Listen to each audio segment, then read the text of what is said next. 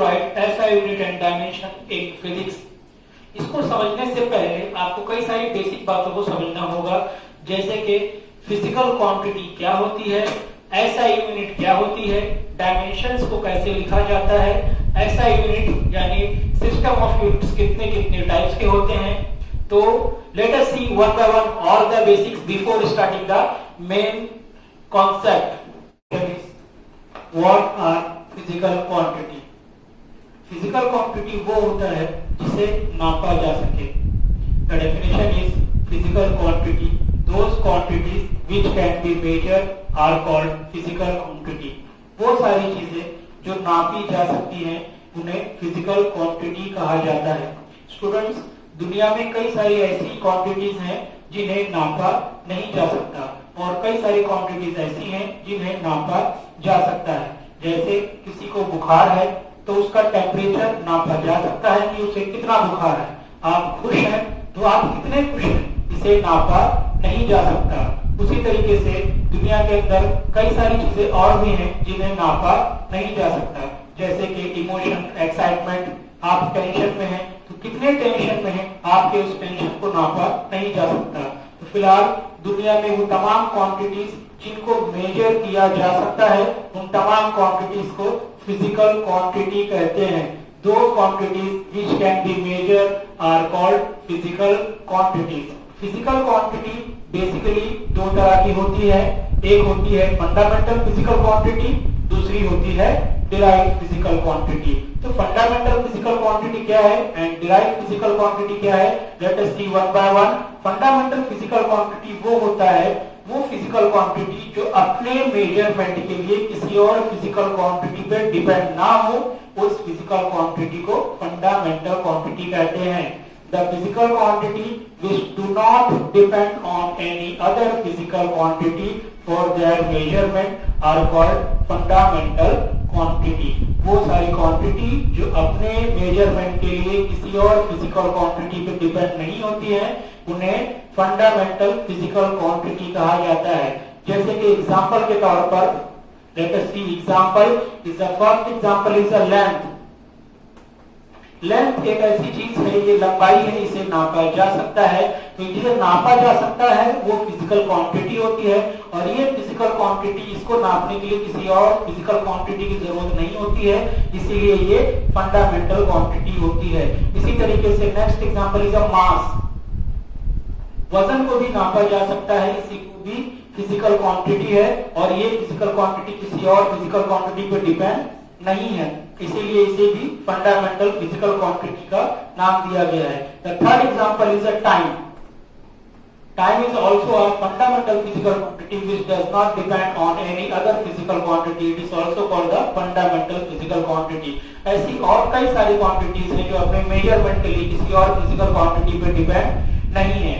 Now let us see what is a derived quantity. Student, fundamental physical quantity वो होती है जो अपने मेजरमेंट के लिए किसी और फिजिकल क्वांटिटी पर डिपेंड नहीं होती है।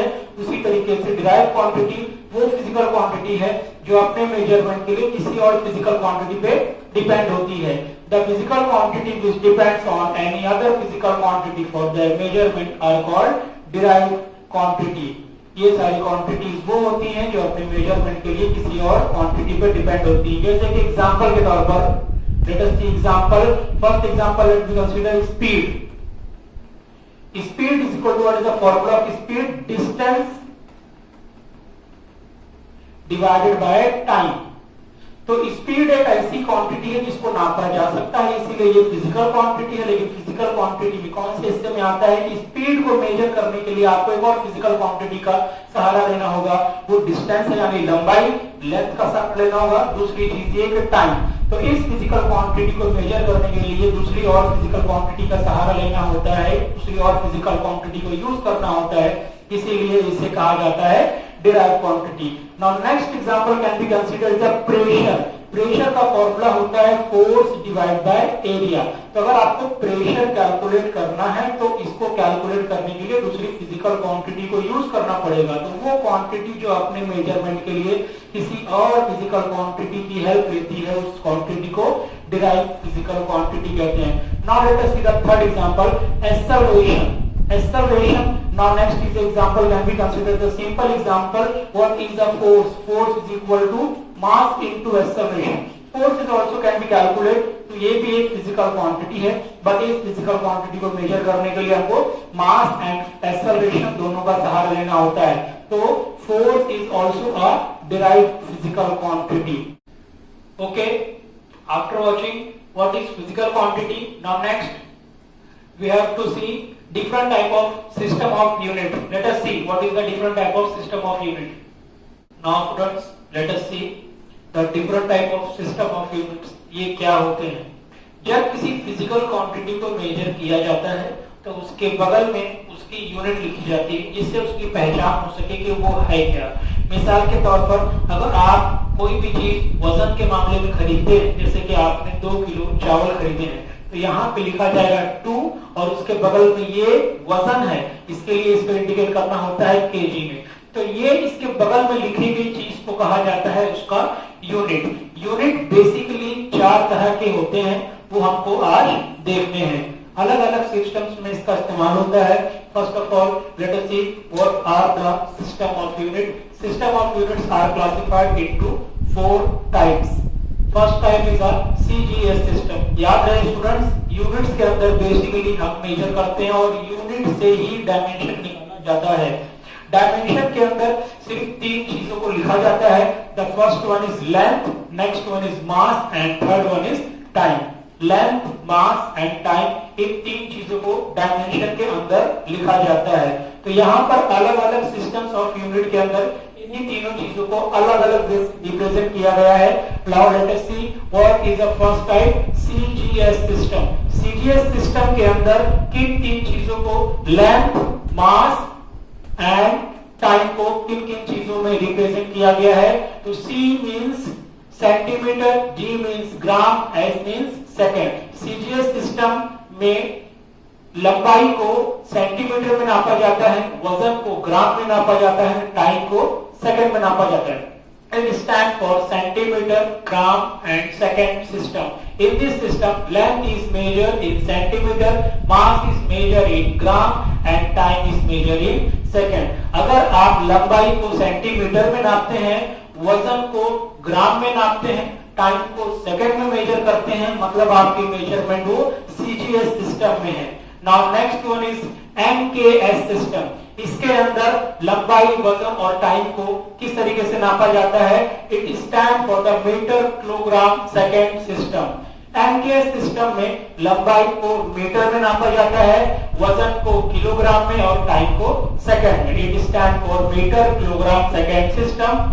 In this system, length is measured in meter, mass is measured in kilogram and time is measured in second. अगर किसी सिस्टम में आप ये देखोगे बेसिकली एमकेएस सिस्टम का ही ज्यादा इस्तेमाल होता है. हम कोई भी चीज वजन के मामले में खरीदते हैं तो उसको किलो में नापते हैं, लंबाई को नापा जाता है मीटर में और टाइम को मेजर किया जाता है सेकंड में. नाउ बेसिकली एमकेएस सिस्टम ज्यादा यूज होता है as compare as other. Now third one is FPS system. इस सिस्टम के अंदर लेंथ को फुट में नापा जाता है, वजन को पाउंड में नापा जाता है और टाइम को सेकंड में नापा जाता है. तो वो सिस्टम जिसमें लंबाई को फुट में, वजन को पाउंड में और टाइम को सिर्फ सेकंड में नापा जाए, उस सिस्टम को कहते हैं FPS system. It stand for foot, pound, second system. In this system, length is measured in foot, mass is measured in pound, and time is measured in second. Basically, foreign countries में FPS system ज्यादा use होता है. हमारी country में ज्यादातर हम MKS system और CGS system का इस्तेमाल करते हैं. Now, last one is a SI system. SI system का मतलब होता है सिस्टम ऑफ इंटरनेशनल. इसको इंटरनेशनली तौर पर एक्सेप्ट किया गया है. इंटरनेशनली तौर पर ये होता है कि जो हम यहाँ जिस एसआई यूनिट को पढ़ रहे हैं same to same other countries में भी उसका सेम रिप्रेजेंटेशन होता है, सेम यूज होता है. फॉर एग्जांपल, हम अच्छी तरीके से जानते हैं कि करंट की एसआई यूनिट एम्पियर है जिसको ए से डिनोट किया जाता है. ये हम हमारी कंट्री में भी सेम रिप्रेजेंट करते हैं, अदर कंट्री में भी इसका सेम इस्तेमाल होता है. फोर्स की एसआई यूनिट के लिए हम न्यूटन लिखते हैं. तो ये वो सारी यूनिट्स हैं जो इंटरनेशनली लेवल पे एक्सेप्ट की गई हैं और हर जगह पे इन्हें सेम ही लिखा जाता है। तो ऐसी सारी यूनिट्स को जो पूरी दुनिया में कॉमन है, उन सारी यूनिट्स को एसआई सिस्टम में नापा जाता है। SI system, it stand for system international. It has been internationally accepted and it's been used over all the world. आपने देखा फिजिकल क्वांटिटी क्या होती है, सिस्टम ऑफ यूनिट्स कितने टाइप के होते हैं। सिस्टम ऑफ यूनिट के अंदर आपने लास्ट में देखा कि एसआई यूनिट क्या होती है, इसके बारे में हमने जाना। नाउ लास्ट वन अब देखते हैं कि डायमेंशन क्या होता है, कैसे लिखा जाता है। तो फर्स्ट ऑफ ऑल याद रहे, बेसिक डायमेंशन लिखने में तीन चीजों का इस्तेमाल किया जाता है। First one is length, next one is mass and third one is time. Length को रिप्रेजेंट करते हैं कैपिटल एल से, मास को रिप्रेजेंट करते हैं कैपिटल एम से एंड टाइम को रिप्रेजेंट करते हैं सेकंड, यानी कि टाइम को रिप्रेजेंट करते हैं टी से। बेसिकली एमकेएस सिस्टम में, सीजीएस सिस्टम हो, एफपीएस सिस्टम हो या एसआई सिस्टम हो, टाइम को हर सिस्टम में सेकंड में ही मेजर किया जाता है। Now time is represent by capital T. Students, dimension को लिखते वक्त इसको इस तरह की स्क्वायर ब्रैकेट के अंदर लिखा जाता है। नाउ स्क्वायर ब्रैकेट के अंदर फर्स्ट अल्फाबेट एल होता है, second is the mass that's denoted by capital M and third one is T. यहां पर एक बात और ध्यान दो कि हर अल्फाबेट के ऊपर जो पावर होता है, अगर आपको कोई पावर नजर नहीं आ रहा तो बेसिकली वहां पे पावर उसके ऊपर 1 होता है। ओके, नाउ तो डायमेंशन लिखते वक्त याद रखना, एल मतलब होता है लेंथ, एम मतलब होता है मास एंड टी मतलब होता है टाइम। तो डायमेंशन कैसे लिखी जाती है ये हम देखेंगे। एसआई यूनिट किसी भी फॉर्मूले का कैसे निकाला जाता है ये हम देखेंगे। तो फिजिकल क्वांटिटी के बारे में आप जान ही चुके हैं, तो मैंने बेसिक 10 वो फॉर्मूलेज लिखे जो फिजिक्स के चैप्टर्स में रैंडमली ज्यादातर देखने को हमको मिलते हैं। और भी कई सारे फॉर्मूलेज हैं, but let us see what is this all type. First one is area. Formulas आपको याद करने होंगे, उसी के बिना पर एसआई यूनिट और डायमेंशन लिखना पॉसिबल होता है। तो एरिया का फॉर्मूला है लेंथ इनटू ब्रेथ। तो let us see one by one all the SI unit dimension how we can write. First formula is area, इसका फॉर्मूला है लेंथ इनटू ब्रेथ। तो एरिया को मेजर करते हैं दो चीजों के जरिए, लेंथ और ब्रेथ। लेंथ यानी लंबाई, लंबाई को नापा जाता है मीटर में, और मीटर के लिए हमारे पास यहाँ पे लेंथ के लिए यहाँ पे फर्स्ट ऑफ ऑल अगर हम एसआई यूनिट की बात करेंगे तो लंबाई को नापा जाता है मीटर में, तो इसके लिए लिखा जाएगा यहाँ पे एम इनटू ब्रेथ यानी चौड़ाई। चौड़ाई भी एक लंबाई है, उसको भी मीटर में नापा जाता है, तो यहाँ पे लिखा जाएगा एम। m से m जब मल्टीप्लाई होगा तो हो जाएगा m स्क्वायर। तो इस तरीके से हमने एरिया का ऐसा यूनिट निकाला, वो होता है मीटर स्क्वायर। तो नाउ राइट हियर एरिया का फॉर्मूला ये है, उसकी ऐसा यूनिट होगी metre square. Now let us see student dimension कैसे निकाला जाता है। डायमेंशन बेसिकली हम ऐसा यूनिट से निकाल सकते हैं या फॉर्मूले के जरिए। Now let us see how to write dimension of formula area. तो ऐसा यूनिट में देखो सिर्फ मीटर का यानी कि सिर्फ लेंथ का यूज है, इसमें मास कहीं नजर नहीं आ रहा है, ना टाइम नजर आ रहा है। तो इसके डायमेंशन को लिखते वक्त याद रहे सिर्फ लेंथ का यूज हुआ है, और वो कितने बार, 2 मरतबा। तो एल के ऊपर स्क्वायर आएगा। मास का यूज फॉर्मूले में नहीं हुआ इसलिए उसकी क्वांटिटी 0 हो जाएगी। टाइम का यूज नहीं है इसलिए वो भी क्या हो जाएगा, 0। तो बेसिकली हमने देखा कि एरिया का डायमेंशन कैसे निकालते हैं, और इसका क्या डायमेंशन बन गया है सामने L2 M0 T0। तो we can write here the dimension of area, it's a length, mass and time. Dimension हमको मिला है L2 M0 T0। Now next one is volume. The next formula is volume. Volume का formula है length into breadth into height. किसी भी चीज के अंदर की वॉल्यूम को मेजर करना होता है, उसकी लंबाई, चौड़ाई, ऊंचाई तीनों को नापो तो उसके अंदर का वॉल्यूम मिल जाता है। तो वॉल्यूम का फॉर्मूला ये आपके सामने है। इसकी ऐसा यूनिट लिखने के लिए हमको करना क्या होगा, इसके तीनों फिजिकल क्वांटिटीज को मल्टीप्लाई करना होगा उनके ऐसा सिस्टम में। लेंथ यानी लंबाई, लंबाई को नापा जाता है इनके सिस्टम में मीटर में। ब्रेथ ये भी चौड़ाई है, इसको भी लंबाई में गिना जाएगा, तो इसीलिए यहाँ भी m आएगा, m इज मीटर। हाइट ये भी ऊंचाई है, इसको भी मीटर में नापा जाता है, इसलिए यहाँ पे m लिखा जाएगा। m इंटू m तो ये हो जाएगा m क्यूब। तो वॉल्यूम का SI यूनिट जो हमको मिलता है वो मीटर क्यूब होता है। तो let us write here metre cube. Now after that हम लिखेंगे इसका डायमेंशन। डायमेंशन में याद रहे सिर्फ एक ही चीज का इस्तेमाल हुआ है, लंबाई हर बार। तो यहाँ पे LMT, तो फॉर्मूले के अंदर सिर्फ लेंथ है और कितनी मरतबा, 3 मरतबा। तो लेंथ के ऊपर क्यूब आएगा। फॉर्मूले में मास का कहीं जिक्र नहीं है, इसलिए इसकी क्वांटिटी 0 होगी। टाइम कहीं इन्वॉल्व है, इसलिए इसकी क्वांटिटी 0 होगी। तो वॉल्यूम का डायमेंशन हमने देखा L3 M0 T0। तो इसको यहां लिख देते हैं। What is the dimension of the volume? It is L3 M0 T0। Now see the next one is density. Density क्या होती है, आप में से कई सारे लोगों को पता होगा क्योंकि आपने पहले भी पढ़ा है, ये 9th में भी है, 10th में भी है, 11th में भी है। ओके स्टूडेंट्स, तो डेंसिटी का फॉर्मूला है, डेंसिटी का जो फॉर्मूला है वो है मास डिवाइड बाय वॉल्यूम। नाउ अब इसकी ऐसा यूनिट कैसे लिखेंगे, तो ऐसा यूनिट लिखने के लिए इसके फॉर्मूले की हेल्प लेनी होगी। मास यानी कि वजन, वजन को एमकेएस सिस्टम में केजी में मेजर करते हैं। तो मास यानी केजी डिवाइड बाय वॉल्यूम को हम मेजर करते हैं। यहाँ पर लंबाई है ये, तो उसमें वॉल्यूम की ऐसा यूनिट हमने पहले निकाली हुई है मीटर क्यूब, तो इसीलिए वॉल्यूम की जगह पे यहाँ पे लिखा जाएगा मीटर क्यूब। तो SI यूनिट मिल चुकी है हमको डेंसिटी की, वो है kg divide by metre cube, kg per metre cube. तो राइट है kg per metre cube. Now see what is the dimension of density. Student, density का डायमेंशन लिखने से पहले आपको एक बात समझा दूं कि जब भी कोई वेक्टर डिवाइड में होता है और वो ऊपर जाता है तो उसका पावर माइनस हो जाता है, वो ऊपर वाले से मल्टीप्लाई होता है।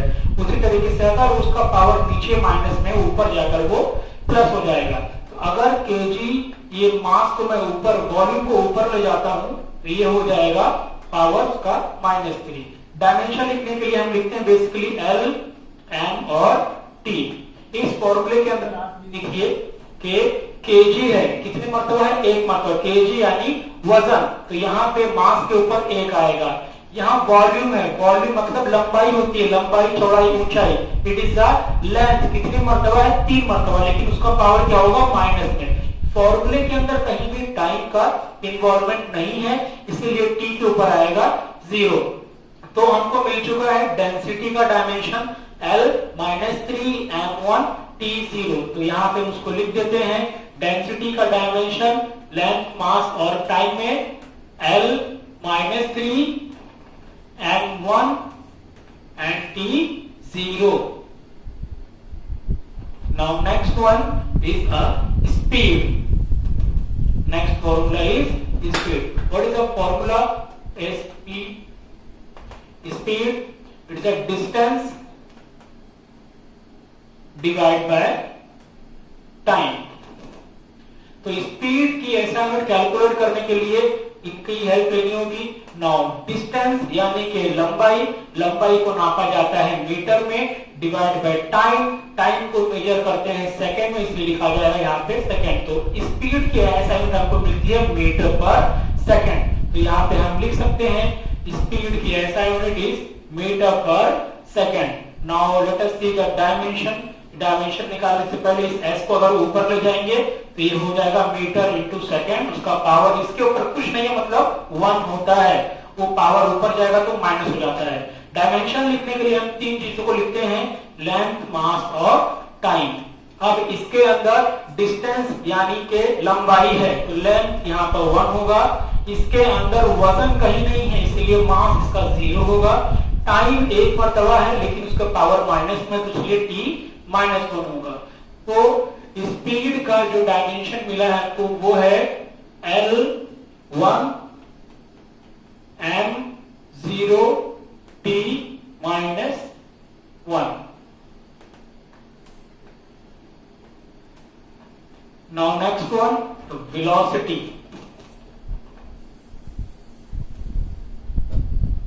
Velocity का फॉर्मूला है is a displacement divided by time. Distance और डिस्प्लेसमेंट में एक छोटा सा फर्क है। डिस्टेंस स्केलर क्वांटिटी है, डिस्प्लेसमेंट वेक्टर क्वांटिटी है। यही फर्क है, इसीलिए इनके नाम अलग अलग हैं, लेकिन चीज एक ही है, दोनों भी लंबाई है। फिलहाल स्केलर और वेक्टर के वजह से एक स्पीड है, दूसरा वेलोसिटी है। Now let us see the SI unit of velocity. Displacement यानी कि लंबाई। डिस्प्लेसमेंट बेसिकली होता क्या है students? Displacement is equal to change in position. जब कोई ऑब्जेक्ट, कोई पार्टिकल अपनी पोजीशन को चेंज करता है तो उसमें डिस्प्लेसमेंट क्रिएट होता है। मिसाल के तौर पर ये डस्टर यहाँ पर है, अब अगर मैं जरा सा फोर्स लगाऊं तो उसकी पोजीशन चेंज हो जाती है, तो वो यहाँ से वहां मूव हुआ, उसकी पोजीशन चेंज हुई तो उसमें डिस्प्लेसमेंट क्रिएट हुआ। जितनी ज्यादा पोजीशन चेंज होगी उतना ज्यादा डिस्प्लेसमेंट क्रिएट होता है। वो एक जगह से दूसरी जगह पर जा रहा है, जब यहां से अपनी फाइनल पोजीशन पे पहुंच जाएगा तो उन दोनों के बीच के पॉइंट के जो बीच का गैप होगा उसे कहा जाता है डिस्टेंस। और वो मूव हो रहा है, उसकी पोजीशन लगातार चेंज हो रही है, तो उसकी चेंज इन पोजीशन को कहा जाता है displacement. Now let us see the SI unit of displacement and time. तो वेलोसिटी का एसआई यूनिट क्या होगा? Displacement is the length. तो यहाँ पे लंबाई को मेजर करते हैं मीटर में, टाइम को मेजर करते हैं सेकंड में। तो वेलोसिटी की जो एसआई यूनिट हमको मिली है मीटर पर सेकंड, तो यहाँ पे लिखा होगा मीटर पर सेकंड। ये है एसआई यूनिट वेलोसिटी की। नाउ आप देखो, जब एसआई यूनिट सेम है तो दोनों का डायमेंशन भी क्या होगा? सेम होगा, L1 m0 t -1। Now the next formula is acceleration. Now let us see acceleration क्या होता है। acceleration का फॉर्मूला है acceleration is equal to change in velocity divided by time। कोई ऑब्जेक्ट अपनी रफ्तार कितनी जल्दी चेंज करता है, कितने कम टाइम में, उसमें उतना ज्यादा एक्सेलरेशन होता है। Change in velocity divided by time. आपने एक एग्जांपल पे गौर किया होगा, अक्सर जो लोकल ट्रेन होती है रेलवे प्लेटफॉर्म पे, वो अपनी रफ्तार को बहुत जल्दी चेंज करती है। अगर वो प्लेटफॉर्म पे खड़ी है तो बहुत तेजी के साथ अपनी स्पीड पकड़ती है। उसी तरीके से जो पैसेंजर एक्सप्रेस मेल ट्रेन वगैरह होती हैं वो अपनी रफ्तार को उतनी जल्दी पकड़ नहीं पाती हैं। तो यहाँ पर स्पीड कौन फटाफट चेंज कर रहा है? Local train. तो हम ये कह सकते हैं कि एक एक्सप्रेस ट्रेन में और एक लोकल ट्रेन में एक्सेलरेशन सबसे ज्यादा लोकल ट्रेन का होता है। Change in velocity divide by time.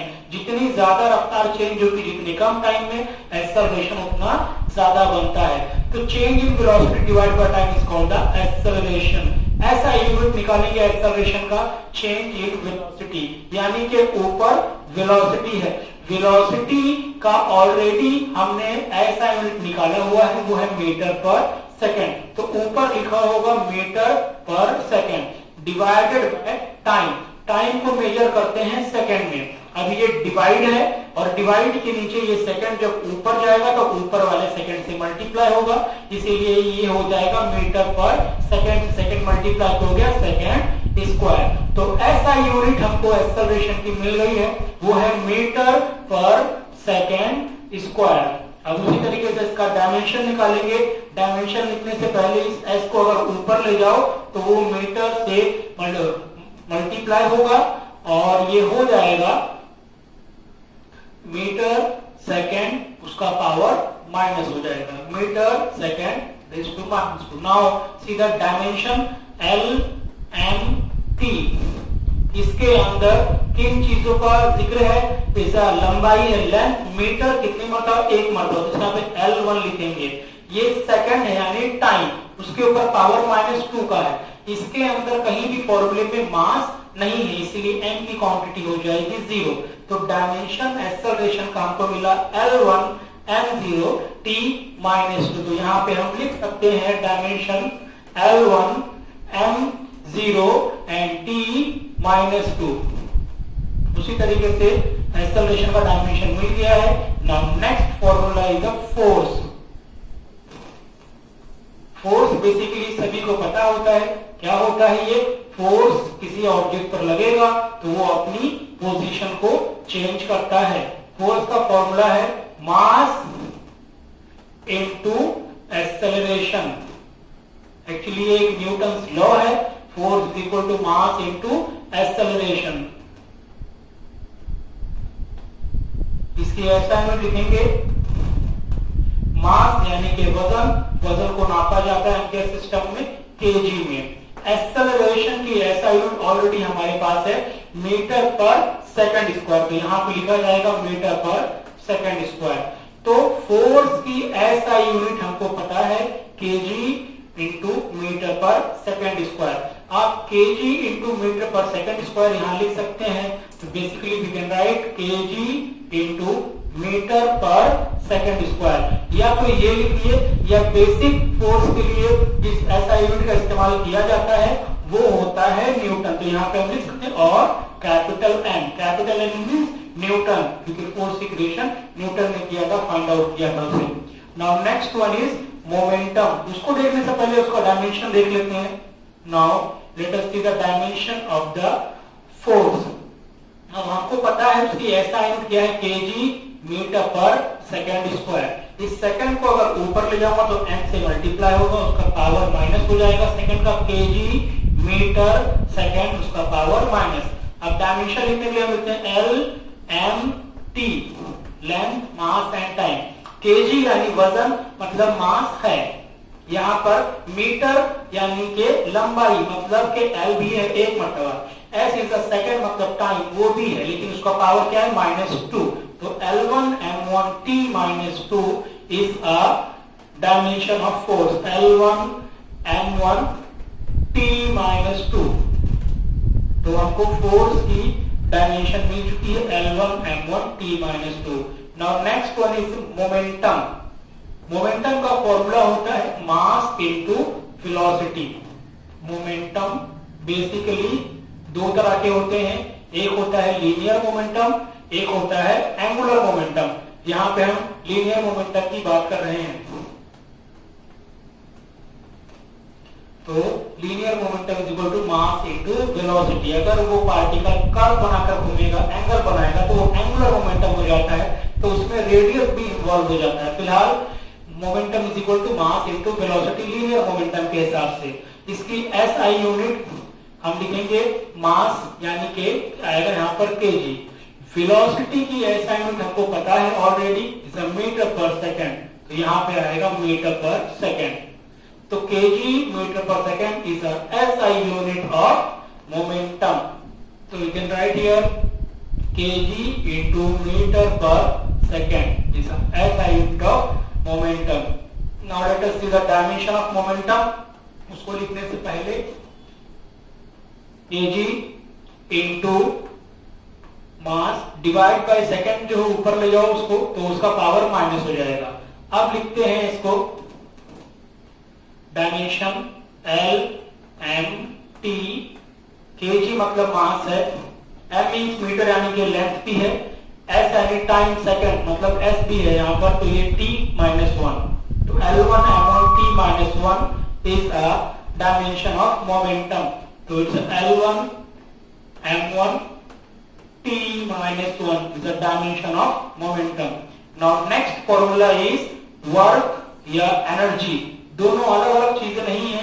Force और डिस्टेंस दोनों को मल्टीप्लाई करने पर किसी भी ऑब्जेक्ट में कितनी एनर्जी देनी होगी वो हम कैलकुलेट कर सकते हैं। तो इसने कितना वर्क किया उसको भी कैलकुलेट करने के लिए फोर्स और डिस्टेंस का ही इस्तेमाल किया जाता है। दोनों का फॉर्मूला सेम है, वर्क और energy, force into distance.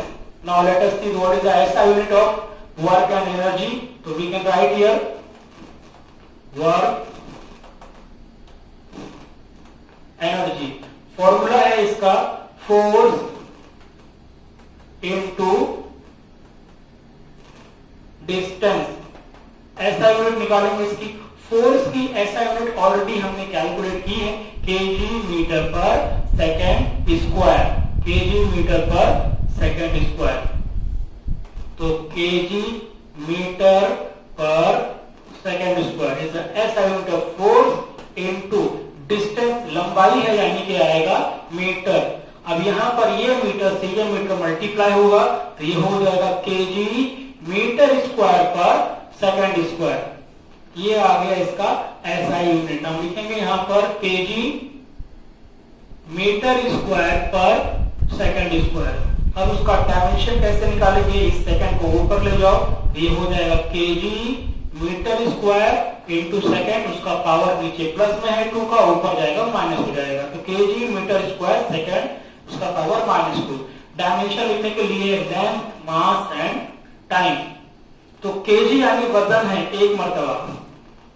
M मतलब के मीटर यानी लंबाई है, कितने बार? 2 बार, तो L2. एस मतलब सेकंड यानी टाइम है, कितने मर्तबा? -2. तो L2 M1T -2. तो L2 M1T -2 is the dimension of work or the dimension of energy both. Now last one is the pressure. Pressure का फॉर्मूला यहाँ लिखा हुआ है फोर्स डिवाइड बाय एरिया. किसी चीज के ऊपर कितना प्रेशर लग रहा है वो कैलकुलेट करने के लिए हमको डिवाइड करना पड़ता है उसके ऊपर लगने वाले फोर्स को कितने एरिया पर लग रहा है उससे. प्रेशर का फॉर्मूला है फोर्स डिवाइड बाय एरिया. अब फोर्स ऊपर ऑलरेडी हमने कैलकुलेट किया हुआ है इसका केजी मीटर पर सेकेंड स्क्वायर, या फिर इसको लिख सकते हैं न्यूटन सिंपली. तो फोर्स के लिए मैं लिख रहा हूं न्यूटन. एरिया ऐसा यूनिट होता है मीटर स्क्वायर. तो यहाँ पे write down here metre square. तो फोर्स के लिए लिखा न्यूटन, डिवाइड बाय एरिया के लिए लिखा मीटर स्क्वायर. तो newton per metre square is the SI unit of pressure. तो we can write here newton per metre square ऐसा यूनिट है ये प्रेशर का. नाउ लास्ट डायमेंशन इसका निकालेंगे. ये मीटर को ऊपर ले जाओ, हो जाएगा न्यूटन मीटर स्क्वायर. इसका 2 का पावर माइनस हो जाएगा. लेंथ, मास और टाइम. न्यूटन को तुमको डायमेंशन में कन्वर्ट करना थोड़ा टफ पड़ सकता है, इसीलिए न्यूटन की जगह पे अगर मैं ये वाला डायमेंशन लिखूं इज मच मोर बेटर. तो न्यूटन की जगह पे डायमेंशन केजी मीटर पर सेकेंड स्क्वायर बेटर. तो सी हियर